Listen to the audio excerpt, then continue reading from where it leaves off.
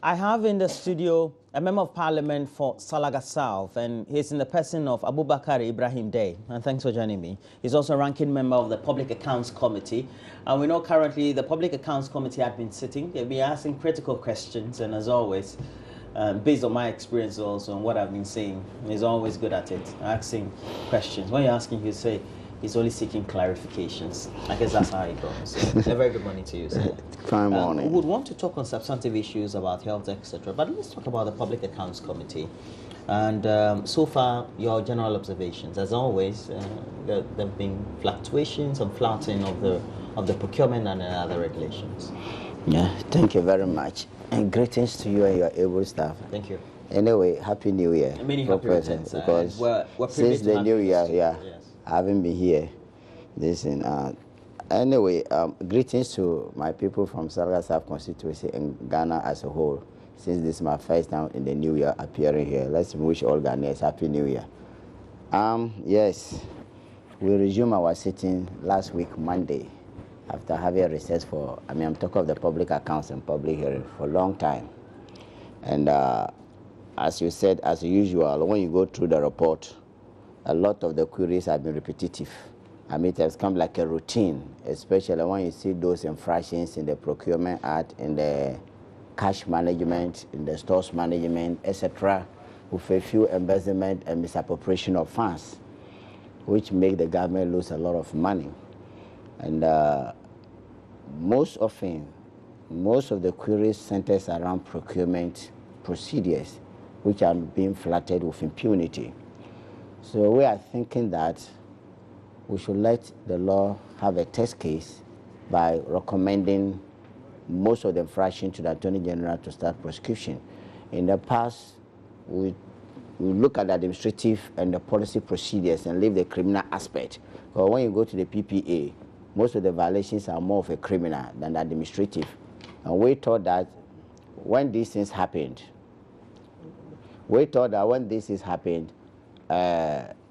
we thought the head of institutions or departments would take the necessary action against their subordinates who flattered the Procurement Act.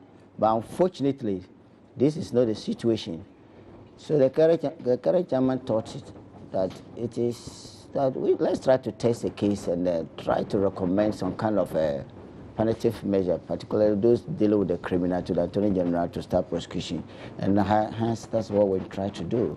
So on the debate on the floor of Parliament, it will be interesting when most of these infractions come for the preliminary to debate on the recommendation we are trying to make. Yes. In order to make discussions a lot more encompassing, we would want to hear also from Mr. Atachia. He's the vice chairman of the committee. Yeah, he's the vice chairman. Okay, so we would want to hear from him because he's been very much worried about the Attorney General's inability to prosecute the work of the Attorney General, of the Auditor General in particular, particularly also with the violations that are usually seen and so recommended by the Public Accounts Committee and so needed to be dealt with. And if that clip is ready, we would want to play it to you. Well, two dimensions. First of all, it could be that they do not appreciate the criminal implications of their actions. Because they might want to say that this is an administrative lapse. But as we've underlined, the law is so clear that it can go to jail because of an infraction resulting from your disrespect for the Procurement Act. The second of all, which I think is very serious, that we do not feel the Attorney General in these matters. Every criminal action is at the suit of the Attorney General. And therefore, if the Attorney General will not demonstrate to the whole Ghanaians that if you fell foul of the Procurement Act, I'm going to prosecute you, this impunity will go on. But, going through a report, apart from the embezzlement, Procurement Act and violations of it quite pronounced in all the reports that has come before the PAC. My point is the understanding of the Act, the issue here, as far as the application of it by the public sector workers is concerned. It's not only that, it could be a veritable vehicle for corruption. You understand? Like sourcing and the rest of it. Handpick your friend to come and render a service so that you get your kickbacks and the rest of it. So what is the Procurement Act about? Probity, transparency, and accountability. And if you do not go by the Procurement Act, that public sector corruption cannot be checked properly. We have passed a law that says that even in an event you want to undertake sole sourcing, it must come under certain conditions. Clearly, what they have done doesn't fall within what sole sourcing, condition dictates. It doesn't fall within that at all, and that is a very fair assessment that you've made. And it's all because they are not afraid that they'll be punished if they fall foul of the law.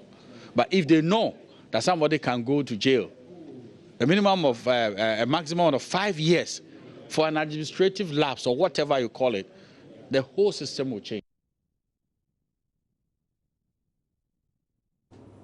Well, so Atachia is a vice chairman of the Public Accounts Committee. Is that the way to go, recommending prosecution, and we think that will be deterrent enough? Yes, but he said something I think I need to clear. He talked about the Attorney General not prosecuting them fair enough. The question, has it been brought to the notice of the Attorney General? Well, why shouldn't it be brought? Very good, because those involved, like the head of institutions, where these infractions occurred, it's their duty to bring it to the remit of the Attorney General, or even the PPA, that is the Public Procurement Authority or agency, who is supposed to carry procurement audit. When they feel the procurement audit and find these people wanting violation of the law, it's their duty to refer the case to the Attorney General, even before the auditors come. This is not done. So why do you blame the Attorney General? It hasn't even come to a notice. Attorney General will not get up and go about auditing this. Attorney General will not go up and say they're fetching for people to come.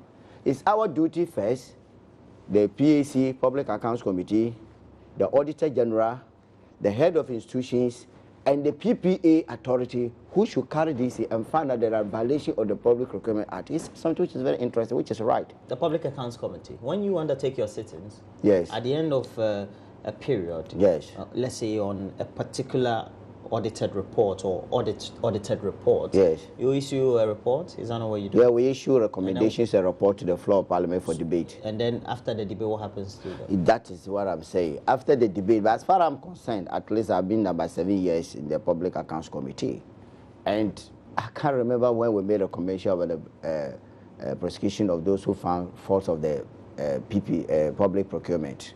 As far as I'm concerned, and this is the first time we are trying to do that. We have done others, like embezzlement, fraud, and etc. But as far as procurement violation is concerned, I'm here to see it. And when Kandapa was the chairman of the committee, I was there, and I know this. But what I'm saying is that he said something which is very correct and interesting. You know, government expenditure, almost 60%, 70% is about procurement, be it services, be it contract, or whatever it is. So if that, hence the reason why the PPA Act was passed in, 2003 at 665 or at 664. The reason why, to ensure that, like he mentioned, those three was probity, transparency, and accountability, so that it can curb corruption. So if we are not able to punish people who violate procurement process or procurement law, then it's very difficult to reduce the excess and the waste in the public expenditure. So we have Public Accounts Committee recommendations. We are the last. Okay, you are the last report along the the process. First will be the PPA, which will do its audit before even the Auditor General comes in. Or the first is the head of institutions. The internal audit. Not internal, head of institutions. Internal audit is part of management in an institution. The head of institution has the responsibility of the management of the institution. So he should take notice first. Report to him. He should take notice that somebody has violated the procurement process, and that person should be dealt with further administratively or criminally. But that is not done. In the public sector, per your experiences, who are the most culprits in violating the processes for making sure how we undertake procurement? It's very difficult to say that. I would say that most often. Is it the heads of the institution who perhaps may not check, or is it the middle level managers who? It is their responsibility. But you see, one of the weaknesses of internal control is collusion, which is very difficult to detect. Because, for example, if the thing is 20 cedis and we said 40 cedis, you are the purchaser, I am the buyer, the internal auditor is there, the accountant is there, we all collude and make it 40 cedis instead of 20. So it passes through the process. So you're saying nobody will come and deny it? Thank you. So collusion is very difficult. Or will serve as a check on any other? In that way, the external auditor who comes in will have to go to verify in the market. I remember a case happened when I was the director of Audio Minister of Local Government, and they bought polytanks.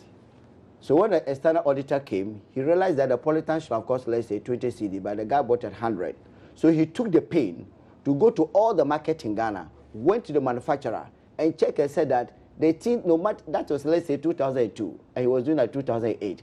Even at 2008, the price was, let's say, 40 CDs and not 100.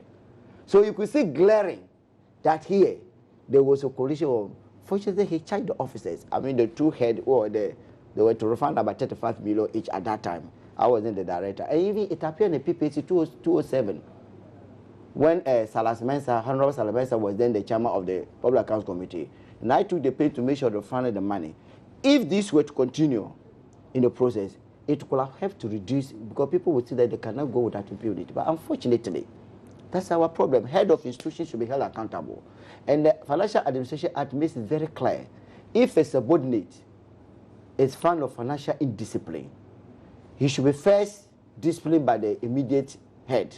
When immediate head fails to do it, then the overall head should be done it. And if overall head fails it, then he himself should be sanctioned. Who sanctioned the overall boss? Let's say chief director or director. That will come from the minister. Or that will come from this. That's where you see because the politician is the overall supervision of the place. He's not the spending officer. But that's why the politician come at the ministry, at the Public Accounts Committee to help him answer the question. Otherwise, he's not needed there. He's not the spending officer. It's the technocrats who spend the money.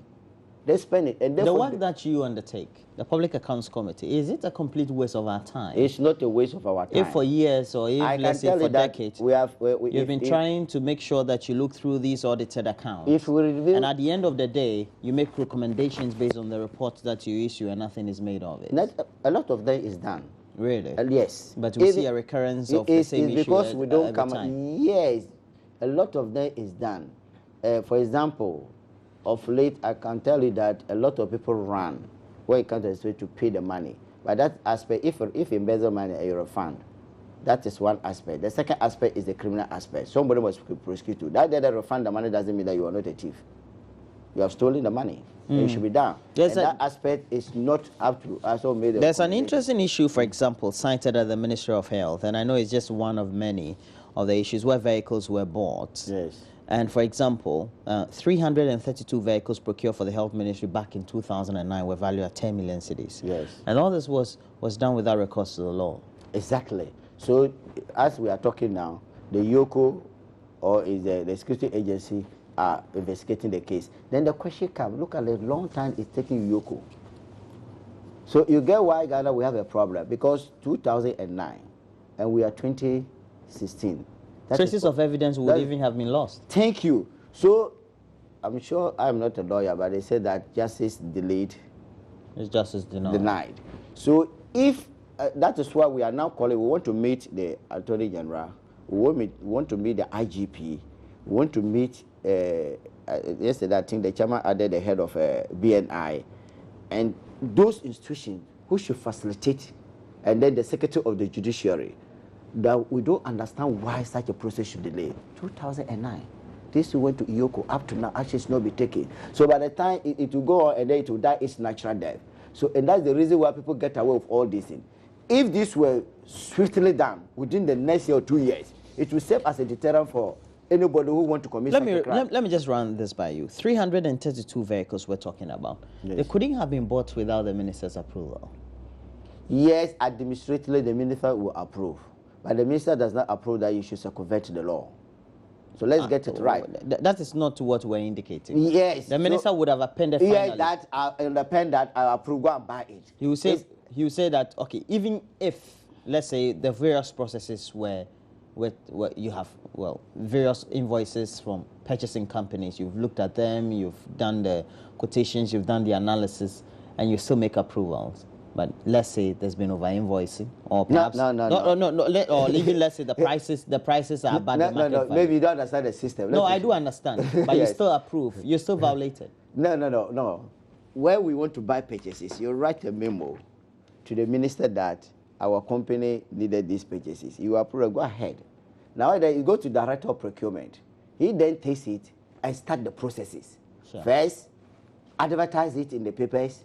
2, get all those. But this who one, apply. of course, they circumvented the law. They didn't go So through that's all what I'm saying. That, but when you bring the minister in, that's that the minister may not or may or may not be aware. Why shouldn't the minister be held responsible? What? Because he should have been aware, even though he is the So, one that's what I'm appending saying. his signature to the document that is indicating or giving the approval for the processes to be started for the purchases to be made. I'm saying that maybe the bank will stop in the final, but when he approved the thing that he should go and buy, the processes taking place is between the chief director and the directors who will do all this.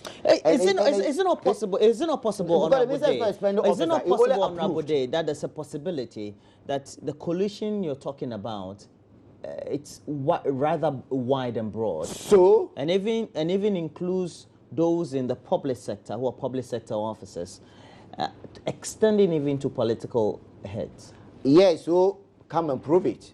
What they do? If the political head is compromised, let's say you are the minister, you're compromised. That's why in the UK. At what point? What point then would you want subordinates who are just public officers to be prosecuted? That's why I'm saying in the UK, in the public accounts hearing, the minister does not come.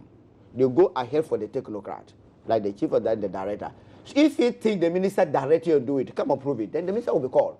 And that's what I wanted us to go that way, but I'm not the chairman. Because when we went to the UK and we studied their system, they don't call the minister to the public hearing. No. He doesn't spend. The spending officer is the chief director and the directors. So they spend. They come, okay, director, we are doing the Ofanko road. Yes. And we know in our system. That's why I told you that if the minister and we know in our system, sometimes the political heads, because they have various relationships with business leaders. If we are going to buy, and the business leaders bring quotations into the ministry for all purchases to be made. So they are in a position so the as chief director should come and prove to us that not to deny whoever has brought the so quotation if for we it to do be what approved. I'm saying, we can get if a minister is among the collusion. If the chief director come and say, when we buy the 10 vehicles, we quoted this price, we went through this process, and in the long run, the minister was involved in this. Fine, then we call the minister. You have allowed to participate. Well, somebody will say the Public Accounts Committee, really, your work, you're just not forcing enough.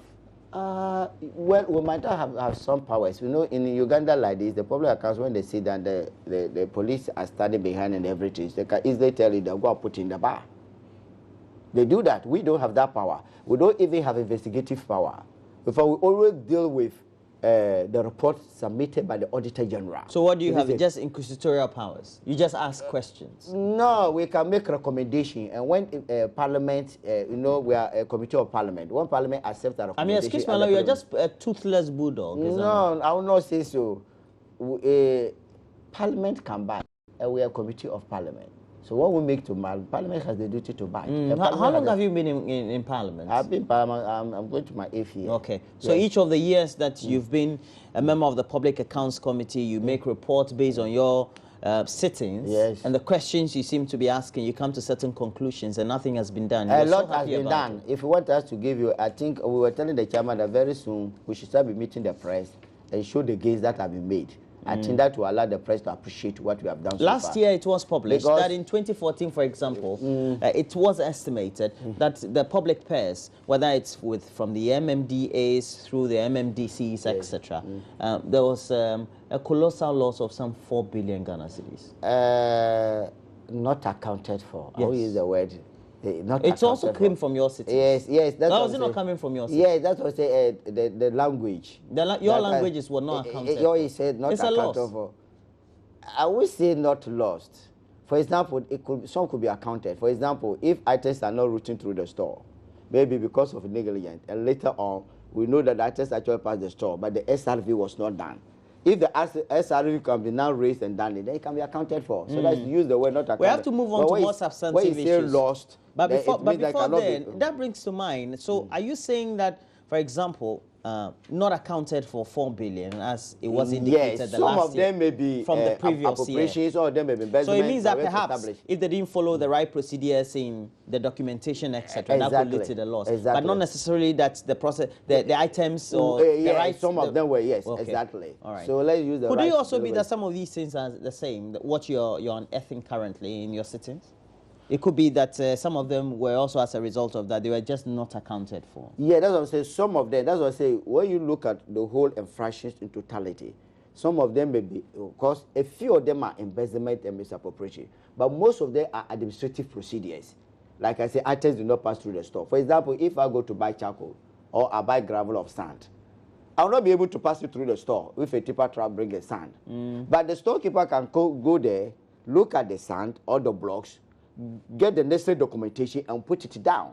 Or there's an emergency, we are having a party, you bring the Coca-Cola craze immediately. You couldn't pass it through the store before you come to serve the people. So after coming to serving the people and finish, you have to do the documentation. Okay. And when these are not done, then people take it like the storekeeper or the man has embezzled the Coca-Cola we bought. So most of these things, maybe, and I keep on telling the head of institutions, maybe sheer laziness, or I don't know the word to use, on the part of officials who should be doing this work, and they come to embarrass themselves at the Public Account Committee. Then we can differentiate the woods from the trees. In other words, there are the real core ones, like somebody has really embezzled or misappropriated or refused to, when he makes his sales, or take money from this, and then we can deal with those ones. Just the last year, we were told that a Minister of Energy came to meet a project finance or fund, so to speak, did some purchases of vehicles and things like that. Of course, those were done before he came. Yes. But the purchases were very high, based on the pricing and the type of models of vehicles, etc. Exactly. When some of such things come to you, and we know that we got to know through you, what do you do about them? You just ask questions and you leave it? No, not ask questions. In fact, we have made our report on this. I don't want to prejudice. We are supposed to lay in the Parliament. I think it's ready to be laid in Parliament, and we'll debate on it. I mean, no, that wasn't the first time. Remember, the first time was the Minister of Transport, when that Honorable Joe Gidisu was the minister, and the Mercedes-Benz. That they normally say when there's a contract, there's a line. BMW. Thank you. I'm sorry for your correction. According to them, when normally they take these laws and the contract, they make room for certain purchases of vehicles for the ministries, because it gives them an advantage that they normally don't get. And they bought a BMW, for example. So that is, and the other one, they bought a Lexus. So that is me. For the Ministry of Energy, they bought a Lexus. According to for them, rural electrification projects. So that's what I said, that according to them, that is the this of the contract. So it's up to us to say that this of contract, is it in the best interest of Ghanaians? Do you get the point I'm saying? What's your opinion? Is it in the best interest? Well, in my opinion, I don't see how BMW can be used to tour a route. That's my opinion. Get me to right. Okay. But maybe in your opinion, if you are going to Ofankor Road or you are going to Medina, you can use BMW to do that. I don't know. Okay. But that's my opinion. But I quite remember some of the people would say that why didn't they buy pickup? Because recently a case happened like that when they wanted to buy vehicles for the Ministry of Local Government to use to monitor the DFD. And when they were told they no, they shouldn't go for this American Ford. They can go for pickups. It will help at the like rural a Toyota or some Nissan or exactly. something. And I think it was my last question. Yeah. Do you think, for all the experiences you've had the last 7 years in Parliament, and with your encounter with various officials at the sittings of the Public Accounts Committee, would you conclude or would you observe that perhaps those in public office, whether they're civil servants or political heads, don't take decisions for the public good? Yes, in line with what the Auditor General has brought up, we have found that most of decisions taken may not be in the interest of the public, and therefore all of us have to sit up. All of us, when I say all of us, including the fourth arms of government, which is the press, that I'm glad that the press is now vibrant. They are bringing a lot of change. I always say that the American man who quoted that to have a bad press is better than not having press at all. Because a lot of good things are coming, but people are normally seeing the bad note. And it's in our interest to make sure that people who are put in responsible position are responsible enough for Ghanaians to benefit from the fruit. And I agree with you totally with that. Well, according to the reports we're getting, the Ministry of Chieftaincy and Traditional Affairs apparently has moved in to calm tensions in Dagbon after threat of war by two feuding royal gates, and we know the royal gates are the Abudus and the Andanis. And we know that there's a committee of eminent chiefs led by the Asante Notun Force trying to mediate the current differences that they have among them. What do you make of the ensuing crisis, which has lingered on for, I believe, over the last 14 years? More than that, actually. Well, way before then, the but 40 years, of course, protracted as a result of it. I really feel sad. And it looks like it's become a ritual. Usually when it's getting to either every 2 years or election year, this kind of thing, I think the problem I face is when the two fascists decide to align themselves with political or make it political. Because the notion is getting that the Abudus are in one party and the Andanis are in another party. Immediately you do that, then you get problem for yourself. But whatever happens, the solutions lie in them. You see, let me tell you, I'm a Gonja, and we are the Gonjas. We have 5 gates. 5 gates. We have never had a problem with our chieftaincy. The recent Yombowura, who is sitting in Damango, the gate is supposed to go to Tulwe. Tulwe is one of the gates. But because of our tradition, if you are indisposed, you cannot be overlord of the place. So the Tulwe people wanted to remove him and bring another. Say no, you can't do that because Yombowura must first install DC. So the gate went to Kusao. Kusao is another gate and Job Tulwe. So now Kusao have the gate who is sitting as Yombowura.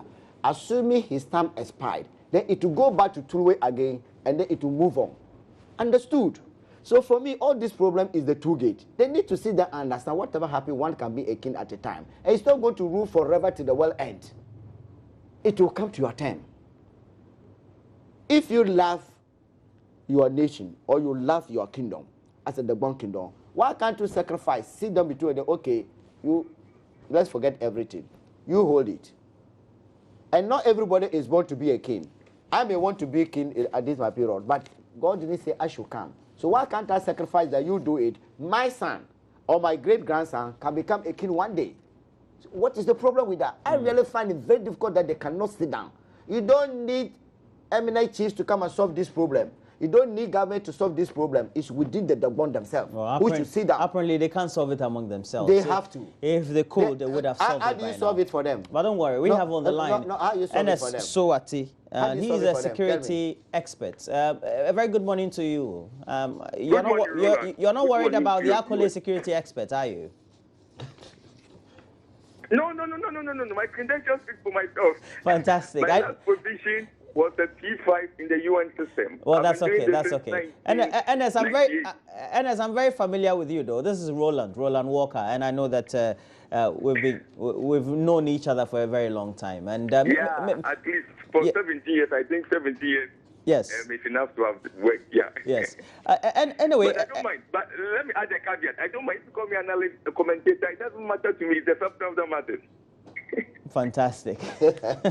Anyway, but let me just run this by you. You've had a number of experiences, and I've also talked to you a number of times alongside a number of the people you've worked with in achieving your academic credentials, etc., and also based on your experiences working in the sub-region. Do you think that as a country we could have better resolved this than the way we went through the last 14 years, so to speak? Yeah, it's always better to prevent. Prevention is always the key if you can do it. And I think that then, when I say then, before that particular conflict, I think the early warning signs were there. And I think with a hindsight, because we always have the advantage of hindsight, we could have done it better. And talking about better, it also means that you have to draw a lot of lessons from early warning gathering, the actors who bring the early warnings, how you bring the warnings, and the relevant actors that you're able to piece together, weave together in terms of their knowledge, their social network, their social capital, to make sure that in other theaters, when you prevent and then when it has happened, you try to mitigate the factors and then try to look for sustainable solutions. Now, each of these phases, each referring to the prevention, the management, and sustainable piece.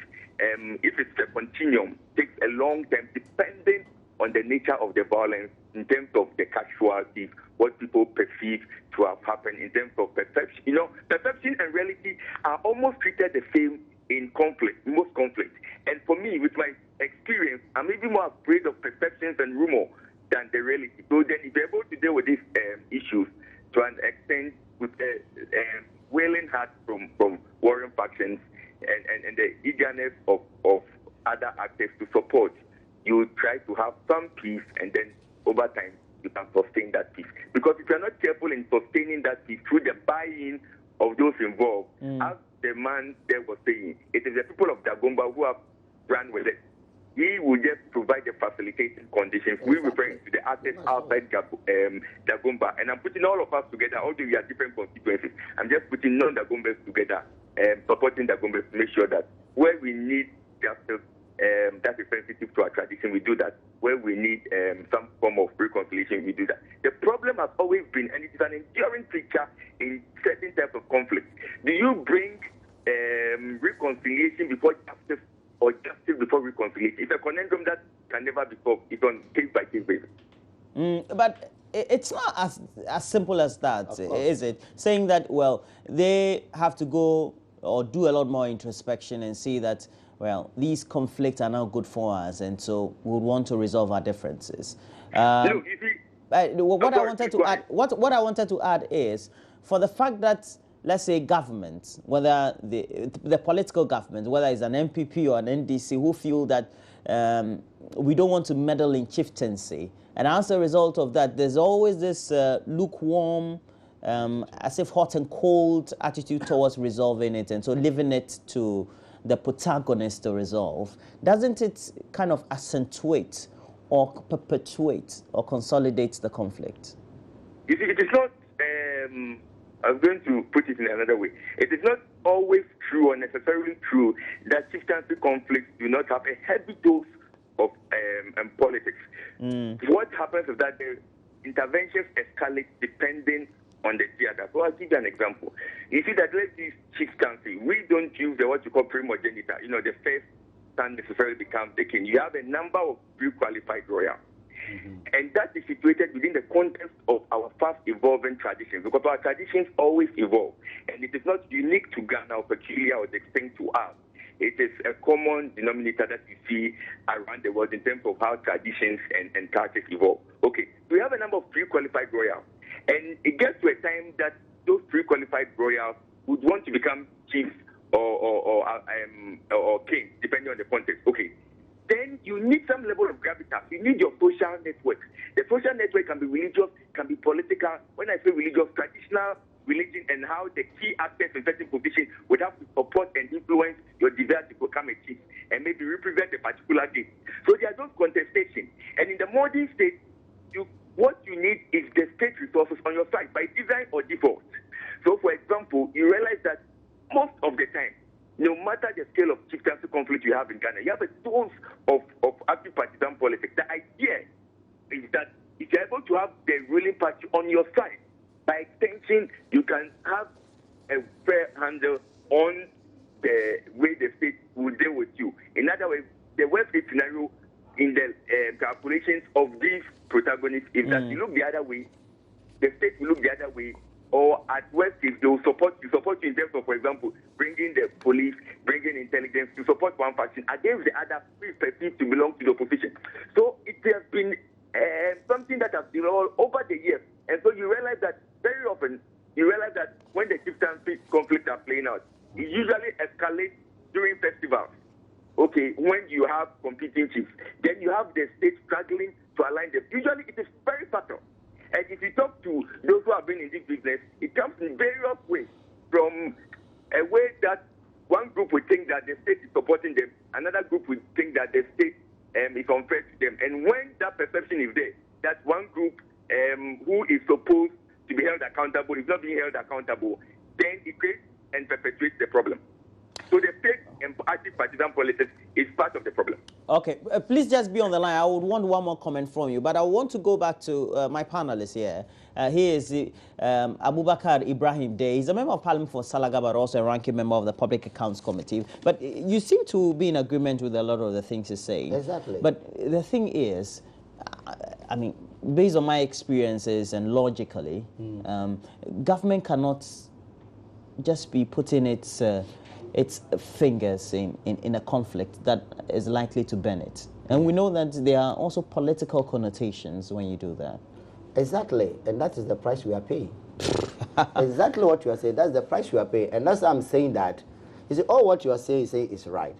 But I'm saying that, and I'm glad he put it, we can only facilitate. The solution lies in the Dagbon themselves. And how do they do that? Unless they're ready to sacrifice. If nobody in the Dagbon is ready to sacrifice, then forget it. Someone must sacrifice for the future of Dagbon. and between the two gates, they have to sit down among themselves and say, look, this gate, we will give it to you next time, because it's supposed to be alternating. When you do, we do. And I started the Gonja, the lovely one. We never have a problem. No matter what happens in the Gonja, we have 5 gates. The Kwembi gate, the Tuwe gate, the Kusao, the Boli gate, and the Waspe gate. 5 gates. You don't belong to any of the gates, do you? Well, I don't come from the, I'm from one of the It's good. But so you can talk the way you talk. But yes. Mr. Sowate, Yes. so my last question to you, how do we make sure that, well, I can't say we'll find a lasting solution, because this very phrase, we keep using it all the time. How do we make sure for all the missiles that are being fired from the Abudus and Andanis in this very scenario, as we're analyzing, we will at least calm the waters and find a better solution to the way we've been addressing it from the last 14 years? A number of levels. You see, some of the ways we have been addressing it in the last 14 years may to have extent, because I'm not directly involved in this mediation as other ones have been involved. Okay. So sometimes there are some benefits that we are, but that we do not see, are not palpable. For example, if the anger and the assurances behind the scenes had worked and toned down at least the rhetoric leading to perceptions and tensions, I think that may have helped. But you see, what happens then is that you always want to check and review every step of the process. Where have you gone wrong? Where can you improve?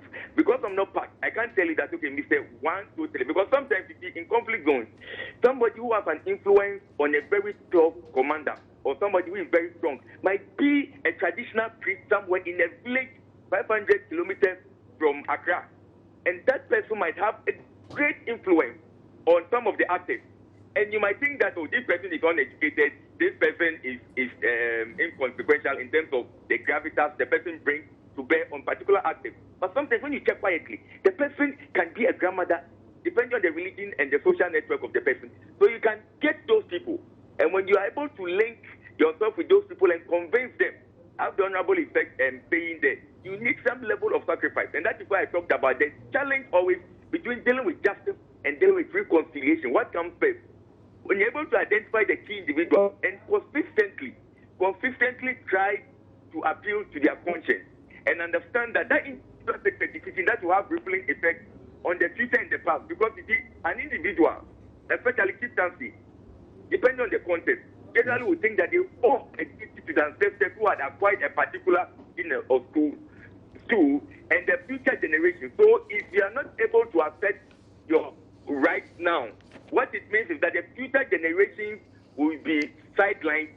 The ancestors who had died can hold you accountable. It might look funny, it might look simple, but the extent you see that shapes the world view of a lot of people. It's very profound. Exactly. And so if you understand the traditional context, and I think Odunfo understands that, and the state support, and you're able to consistently follow through and appeal to them and make sure that you balance this and also reconciliation. I think that it will take time, but you can get a solution. Okay. Emmanuel Sowate, you're a security analyst. You still teach? Oh, he's gone. I wanted to... You know, this is when you say experts, then you have difficulties. That's why. You're a parliamentary expert, so we'll take a look at it. But then that's how it should be. Anyway, the Ministry of Health apparently has already confirmed that some 33 people have so far died from the latest outbreak of a deadly meningitis. We call it pneumococcal. Yes. We're very much familiar with cerebrospinal meningitis. That's the one. And we know that a lot more. I had one in Avrongo. Yes. When I was in Nabasco. Great. And we know that a lot more of the times when the weather is hot and all that, it usually affects your spine. But this one comes with a lot more feverishness and things like that. And according to the experts we have around, if you look at the epidemiology of the disease, because of the fact that the geographical area Bonafo is not known for it. Yeah, exactly. Just kind of skipped many of the health. They were just treating like ordinary fever and malaria. What should we be doing right, at least in terms of the education and things like that, making sure that we do the right things? Thank you very much. I'm happy that yesterday the MP for the area, Honorable Jemtutu, has to thank the Minister of Health, Honorable Segbefia, for the timely intervention to save a lot of the situation there. But you hit it on the right. We're all shocked. Normally, these things come with heat. And I was a student at Vasco. I nearly had the other one, CSM. And you wouldn't say we're so much in a hot period, is it? In the north, the Harmattan is dusty and hot, not cold, as usual if I just returned from the DC. And this Harmattan is queer. I haven't seen it. It's hot today. Tomorrow is very dusty and windy, then a little cold, then come. That's the way, like you see what happened even this morning. You go out, you see the whole place dusty. I don't know whether that's our form of snow in America, what is happening to us here. But to come to the main point, as you are saying, I'm happy that the medical or the Ministry of Health is able to timely intervene to stop life being lost to this girl. But we could do more of preventive in the future. That's what I'm trying to say.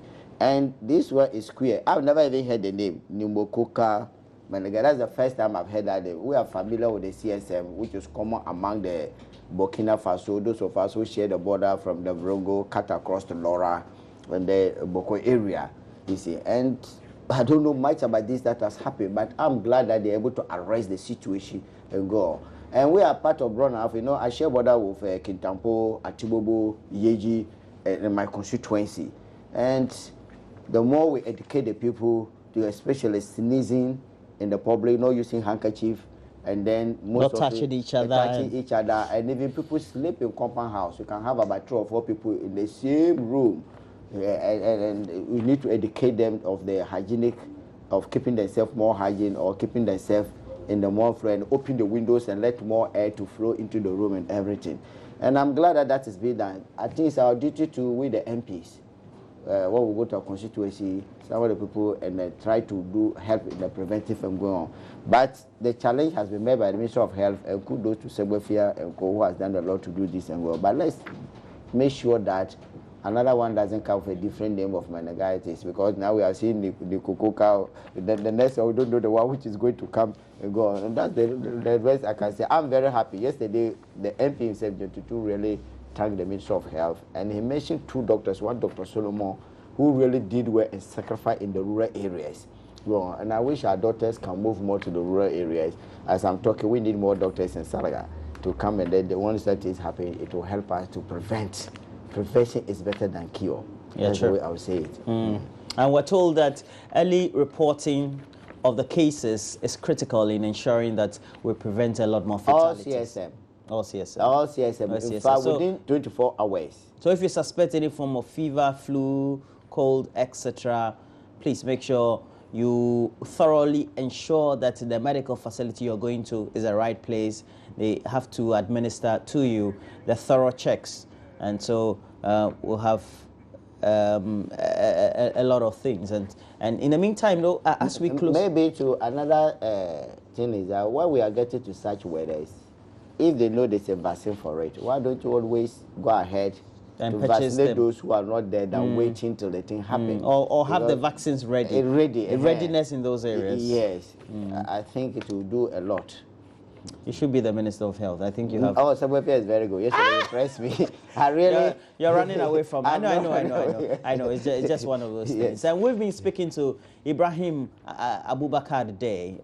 Rightly, the name is pronounced Abubakar Ibrahim Day. But you know the media, we just mushrooming it anyhow we like. He's a member of Parliament for Salaga South, and he's also the ranking member for the Public Accounts Committee of Parliament. Thanks for joining us this morning. Thank you. It's very much a privilege. And Happy New Year again, because we haven't met this very year. Thank you. But we're leaving you with education on what you need to know a lot more about the outbreak, pneumococcal meningitis. And this has been compiled by Matilda Vavaga. In Ghana, the worst outbreak of meningitis, cerebrospinal meningitis, CSM, occurred in 1994 and 1996. It affected 17,000 people, leaving 1,000 people dead. According to the Ministry of Health, the present strain of the disease is not the normal one which the country is used to. The latest is caused by a bacteria known as streptococcal pneumonia. Fortunately, the new strain although more deadly, does not spread as fast as CSM. Pneumococcal meningitis occurs when the bacteria invades the bloodstreams and infects the membranes protecting the brain and the spinal cord. Meningitis is a serious and potentially fatal disease. It kills 1 out of 10 patients. Pneumococcal meningitis is transmitted from person to person. The bacteria is spread through tiny droplets from an infected person's mouth, throat, or nose. For example, if someone with infection coughs or sneezes on or near you, you may contract the disease. People with symptoms and signs suggestive of meningitis, such as fever, headache, neck stiffness, should report immediately to the nearest health facility. The general public, especially those who live within the meningitis belt, such as the 3 regions in the north, Bronx, Ahafo, and Ashanti regions, are being advised to avoid crowded places, ensure enough ventilation in rooms, and prevent dryness of the throat by drinking more water. Cover your nose and mouth when you sneeze or cough. Avoid sharing personal products like spoons, toothbrush, cups, and handkerchiefs with others. Matilda Pomagan for Joy News, Accra.